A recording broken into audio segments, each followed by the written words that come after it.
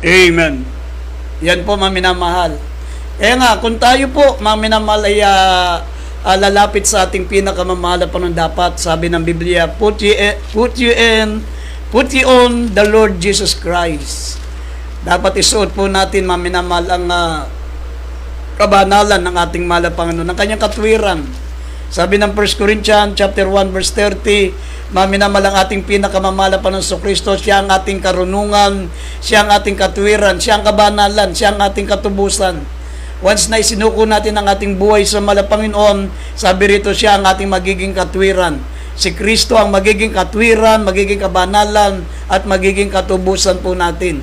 Sabi ng unang Korinto 1, talatang 30, basahin po natin sandali. Dito sa 1 Corinthians chapter 1 verse 30, datapat sa Kanya kayo'y nangasa kay Kristo Jesus, na sa atin ang ginawang karunungan mula sa Diyos, at katwiran, at kabanalan, at katubusan. Amen. Yan po, mga minamahal, ang ipagkakalob sa atin ng ating pinakamamahal na Panginoon. Sabi, put you on the Lord Jesus Christ. Kapag tayo po, mga minamahal, totoong nanampalataya sa malapang ng sincero naglingkod sa Kanya, sabi ng Biblia, mga minamahal, tayo po ay ibibigay, sabi, isusuot sa atin ang katwiran, ang kabanalan, ang katubusan ng ating pinakamamahal para maging malinis tayo sa harapan ng ating pinakamamahal na Panginoon. At pangalawa, sabi po ng banal na kasulatan, put ye on the Lord Jesus Christ, for this is the only way to overcome the criticism of man. Isakbat natin ang ating pinakamamahal na Panginoon Kristo, mga minamahal. Isuot natin ang kanyang katangian sapagkat ito po ang pinakatanging paraan para mapagtagumpayan po natin ang mga kritisismo ng sanlibutan ng mga tao, mga minamahal. Alam nyo, ang tao, mga minamahal, talagang kumbaga sa puting damit, hindi nyo nakikita yung kaputian ng ating mga kasuotan. Ang tinitingnan nito yung mantsa. Kahit mga minamahal, binago na tayo ng ating mahal na Panginoon, kahit talagang tayo po ay naglilingkod na sa ating mahal na Panginoon, hahanapan tayo ng mali ng sanlibutan. Hahanapan tayo ng mali, kumbaga sa damit, puting-puti yung damit, pero mga minamahal, kapag nakakita yan ng isang gatuldok, mga minamahal na mantsa, ang nakikita po yung mantsa ng maputing damit, hindi po, mga minamahal, yung buong kaputian ng puting damit. Ganun din po tayo. Kaya sabi, put ye on the Lord Jesus Christ, for this is the only way to overcome the criticism of men. Kaya nga, isakbat natin ang ating mahal na Panginoon, sapagkat ito po, mga minamahal, ang tanging paraan upang ma-overcome natin, mapagtagumpayan natin ang kritisismo na ginagawa, mga minamahal, ng sanlibutan, na kapag hindi po natin natagalan yan, ito po ay maari, mga minamahal, na makapagpaalis sa atin sa paglilingkod sa ating mahal na Panginoon. Sabi po rito sa Colossians chapter 3 verse 8 hanggang 15, mababasa po natin.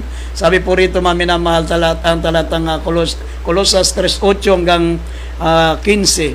Dito po sa Colossus chapter 3 verse 8 up to 15, datapat ngayon inyo namang layuan ang lahat ng mga ito: galit, kapuotan, paghihinala, panunungayaw, mga salitang kahalay-halay numula sa inyong bibig.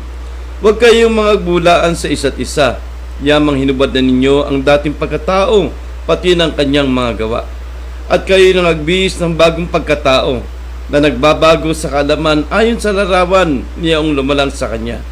Dahil hindi maaaring magkaroon ng Grego at ng Hudyo, ng pagtutuli at ng di pagtutuli, ng barbaro, ng sita, ng alipin, ng laya, kundi si Kristo ang lahat at sa lahat.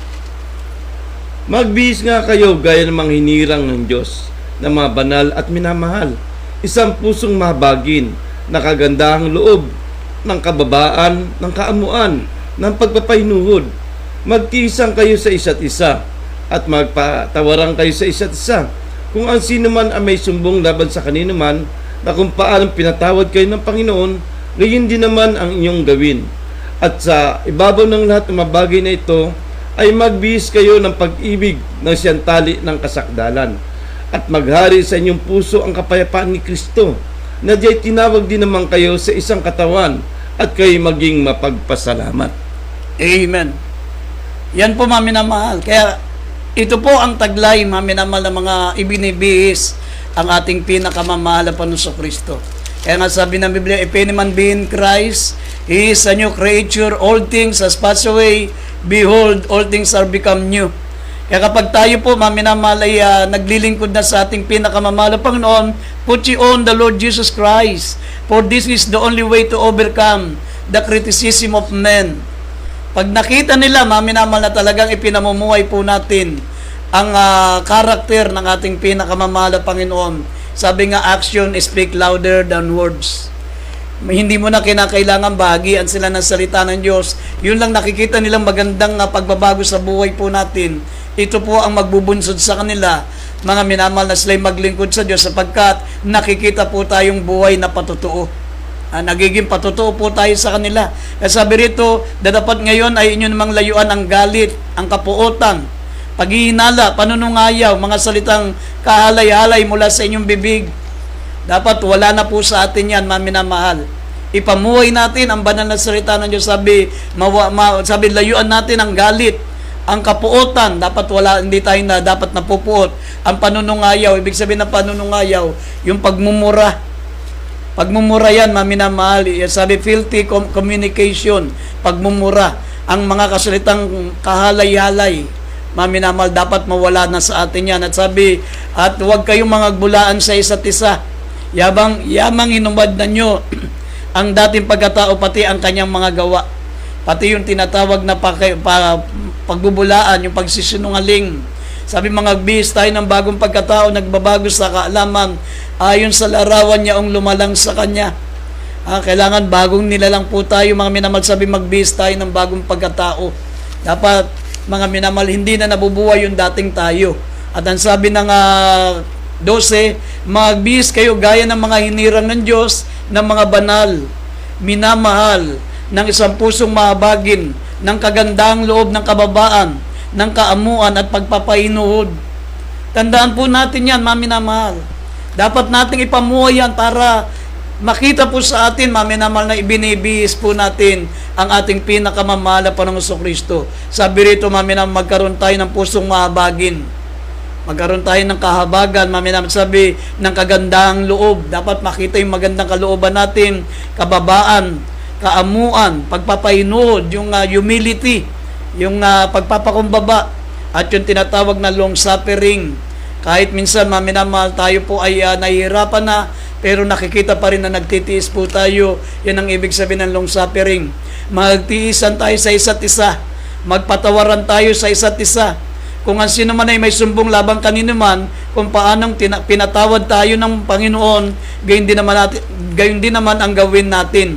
At ang sabi, at sa ibabaw ng lahat ng mga bagay nito, ay magbihis tayo ng pag-ibig na siyang tali ng kasakdalan. At maghari sa inyong puso ang kapayapaan ni Kristo, na diya'y tinawag din naman kayo sa isang katawan, at kayo maging mapagpasalamat. Yan po ang pinaka-importante, maging mapagpasalamat kahit may mga pagsubok po tayo, kahit minsan nahihirapan na tayo, kahit minsan wala tayong makain, wala tayong pamasahe, mga minamahal, sabi, tayo ay maging mapagpasalamat. Yan po, mga minamahal, ang buhay natin bilang mga mananampalataya. Put ye on the Lord Jesus Christ. Ibinibis kasi natin, mga minamahal, ang katangian ng ating mahal na Panginoon. Ang ating mahal na Panginoon, mga minamahal, wala siyang sariling bahay nung panahon niya. Wala siyang unan. Sabi nga, mga minamahal, kung ang mga ibon ay may mga pugad, kung ang mga suro, mga minamahal, ay may mga lungga, pero sabi ng Biblia, pero ang ating malapanong kahit unan, kahit kahiligan ng kanyang ulo, wala siya nung siya po'y nabuhay nandito sa sanlibutan. Pero hindi siya nagreklamo, mga minamahal. Pinakikita niya, mga minamahal, kung paano tayo dapat mabuhay bilang mga mananampalataya. Ang sabi pa rito, kung mababasa po natin ang Mateo Kapitulo 5, talatang 13 hanggang 16, maging ilaw tayo ng sanlibutan, at tayo po ay maging asin ng lupa. Ibig sabihin ng asin, dapat ang ating mga sinasabi ay magkaroon ng kabuluhan. Lahat ng sasabihin natin, mga walang kabuluhan pananalita, pagmumura, pagbibiro, sabi ng Biblia, dapat maalis sa atin yan.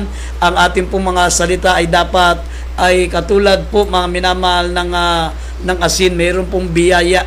At tayo po ay ang buhay natin ay makita ang buhay ni Kristo. Sabi, nagliliwanag po tayo, maminamal na sa sanlibutan, sabi ng banal na kasulatan.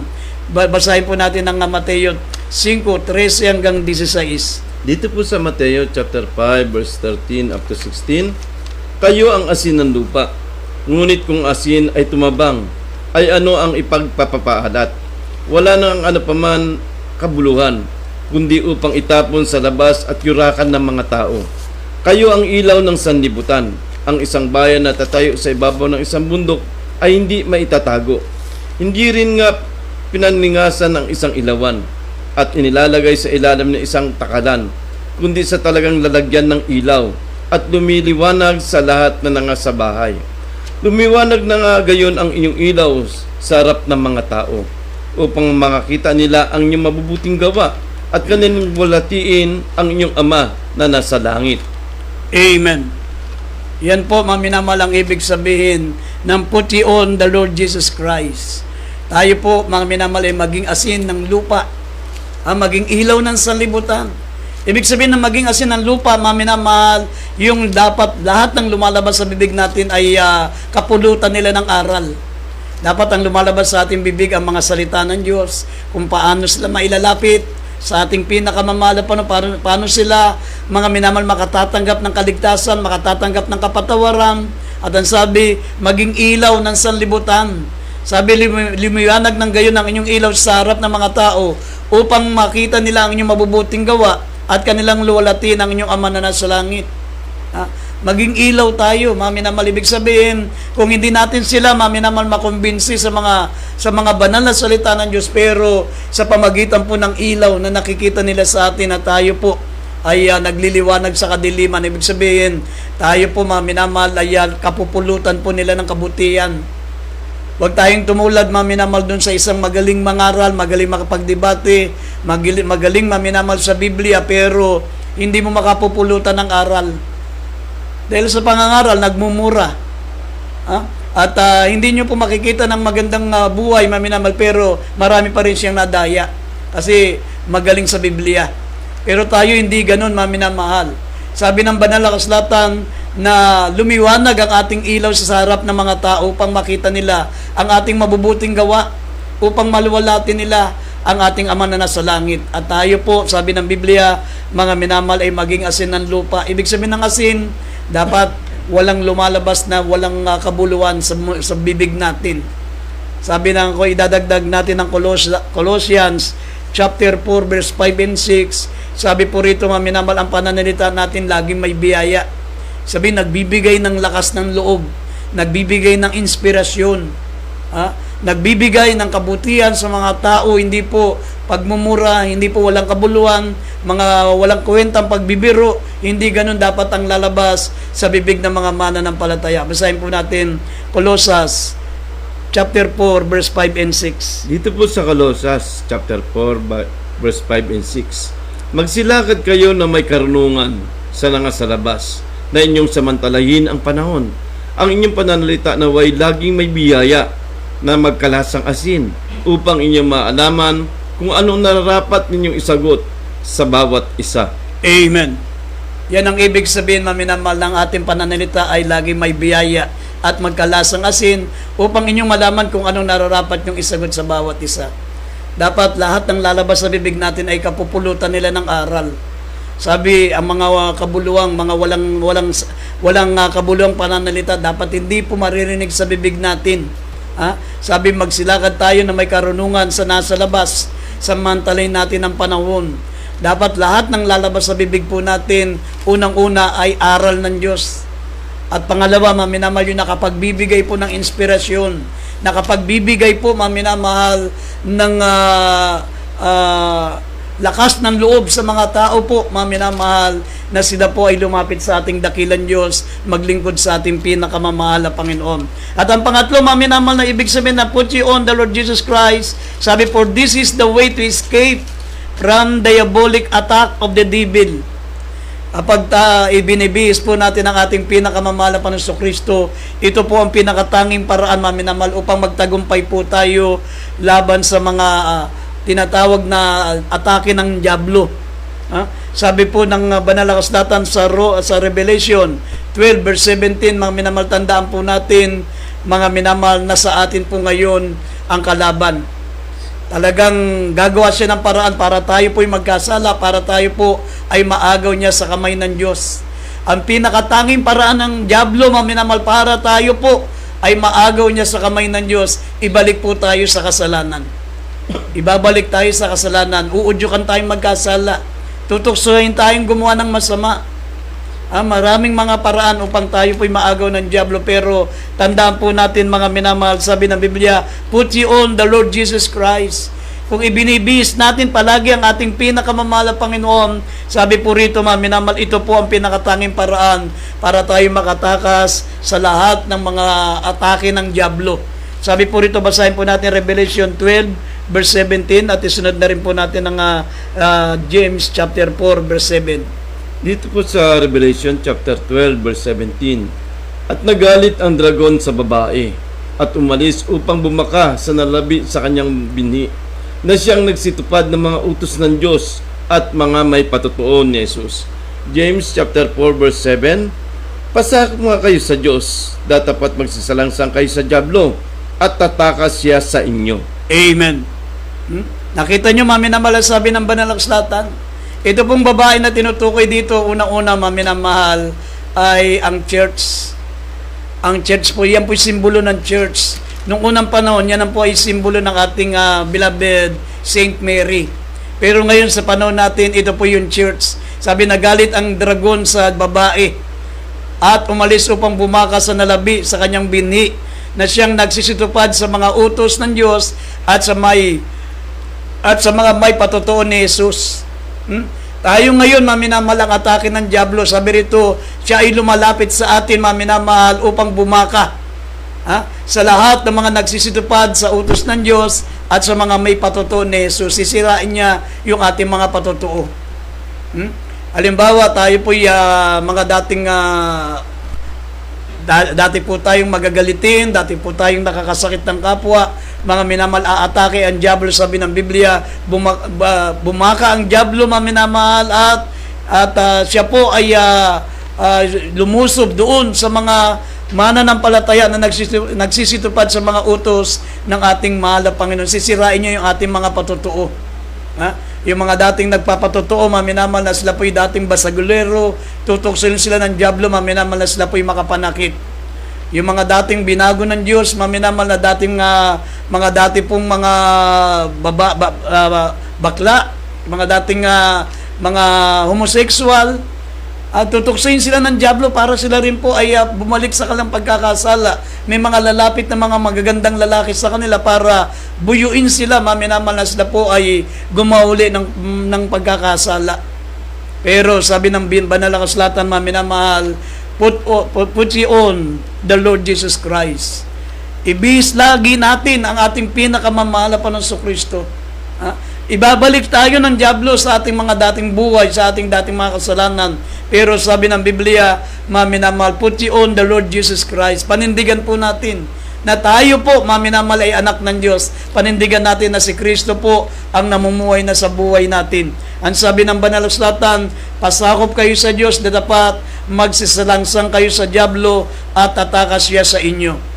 Kapag tayo po, mga minamahal, ay sumasalangsang sa dyablo, tatakas po ang dyablo sa atin.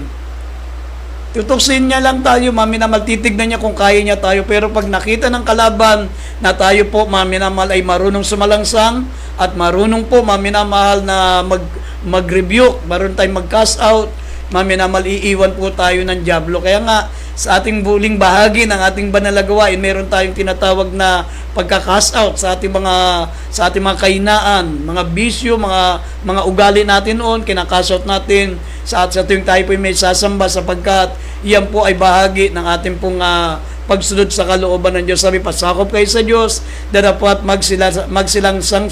nagsilangsang kayo sa dyablo at tatakas siya sa inyo. At ang kauli-ulian, ang sabi ng banal na kasulatan, Roma 13:11 hanggang 13, mga minamahal, ito po ang nais ng ating pinakamamalapan sa ating mga anak ng Diyos. Ito po, mga minamahal, sabi ng Banal na Kasulatan, na malapit na ang araw, malapit na tayong kukunin ng ating mahal na Panginoon. Sabi po rito sa Roma 13:11 hanggang 13, buksan po natin. Dito po sa Roma chapter 13 verse 11 up to 13. At ito, yaman nakikilala ang panahon na ngayon kapanahunan na magsigising kayo sa pagkakatulog, sapagkat ngayon ay lalong malapit na sa atin ang kaligtasan kaysa nang tayo magsisampalataya ng una. Ang gabi ay totoong malalim at ang araw ay malapit na. Iwaksi nga natin ang mga gawa ng kadiliman at ating isakbat ang mga sandata ng kaliwanagan. Magsilakad tayong mahinhin gaya ng sa araw. Huwag sa katakawan at paglalasing. Huwag sa kalibugan at sa kalayan. Huwag sa pagkakaalit at pagkakainggitan. Amen. Amen. Yan po, mga minamahal, ang pinakakauli-uli ang bilin po sa atin bilang mga mananampalataya. Napakalapit na po ng kaligtasan sa atin, mga minamahal, gaya na sinabi ng Biblia. Ang sabi, mga minamahal, ang panahon na ngayong kapanahonan ay magsigising na tayo sa pagkakatulog, sapagkat ngayon ay lalong malapit na sa atin ang kaligtasan kaysa nang tayo'y nagsampalataya ng una. Mas malapit na po ang kaligtasan ngayon. Kaya sabi rito, mga minamahal, ang araw ay malapit na. Iwaksin natin ang gawa ng kadiliman. Lahat ng gawa ng kadiliman, lahat ng kasalanan, iwaksin na po natin yan at isakbak natin ang sandata ng kaliwanagan. Sabi rito, magsilakad tayong mahinhin, gaya ng sa araw, huwag sa katakawan at paglalasing. Ibig sabihin, mga minamahal, ng katakawan, yung wala na tayong time na mag-ayuno. Alam nyo, mga minamahal, ang mga mananampalataya, dapat meron pong bahagi sa buhay natin na tayo po'y nag-aayuno, lalo na sa tuwing tayo po'y may banal na gawain. Ang tinutukoy sa Biblia, mga minamahal, na matakaw, yung hindi po yung kung kumain isang bandiyado, hindi po. Ang ibig sabihin ng matakaw, yung wala ng panahon mag-ayuno, yung nabubuhay ka na lamang para kumain. Kaya sabi rito, mga minamahal, na tayo ay magsilakad na mahinhin gaya ng sa araw, huwag sa katakawan at paglalasing. Iwaksin natin ang mga bagay yan. Huwag sa kalibugan at sa kalayan. Alisin natin ang gawain ng sanlibutan, kalibugan at kalayan. Huwag sa pagkakaalit at pagkakainggitan. Alisin natin yung mga hidwaan, mga minamahal, at yung pong inggit sa kapwa, mga minamahal, sapagkat bawat isa sa atin ay may nakalaan na pagpapala. Ang ating pinakamamahal pa na walang dahilan upang tayo mainggit, mga minamahal, sapagkat lahat po tayo ay pagpapalain ng ating pinakamamahal na Panginoon. Yan po ang mga banal na salita ng Diyos, mga minamahal, kaya habang napapakinggan